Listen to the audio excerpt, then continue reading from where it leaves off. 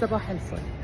حزمة قرارات جديدة من أول دقيقتين دخل فيهم، وبعد تنصيبه وتجليسه النهاردة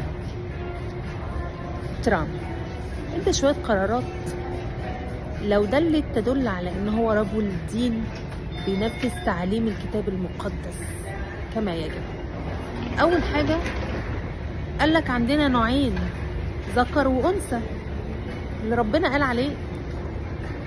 النوع الثالث ده بقى اللي ما نعرفوش، اللي هو الولد لما يجي يقولك انا عايز احب واحد صاحبي واتجوزه، والبنت لما تيجي تقولك انا بحب صاحبتي ونكتب الكتاب. فالنوعين دول مش عندنا. قالك الذكر ذكر والانثى انثى. الثالث ده اللي هو يا واد يا بنت ده ما نعرفوش.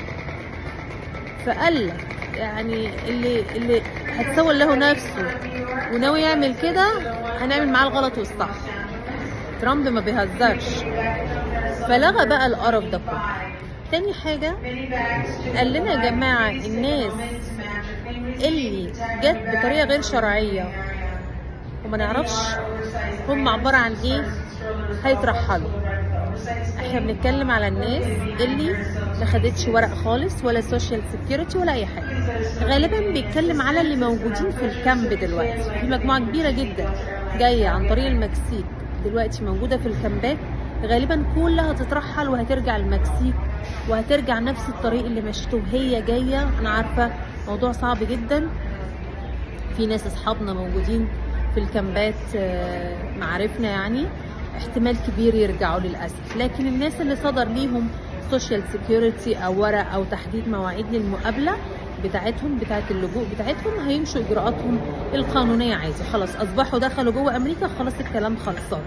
لكن هو بيتكلم غالبا عن اللي موجودين جوه الكامبات دلوقتي. ثالث حاجة قالك أنا هصدر الطاقة لكل دول العالم.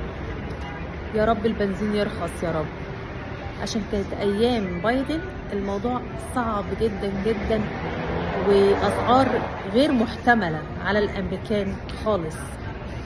قال لنا يا جماعة الاتفاقية اللي عملناها مع باريس الخاصة بالمناخ هتتلغي، هتتسحب خلاص، مش هتبقى موجودة. قال كمان هنحترم كل الأديان، وده معروف طبعا عن اللي بينفذ تعليم الكتاب المقدس، بيحترم كل الأديان. فهو رجل سلام كمان. قال لك أنا هنشر السلام في كل دول العالم. والبدايات شفناها من أيام قليلة قوي، انسحاب القوات من حبايبنا بتوع فلسطين. يا رب يعم السلام.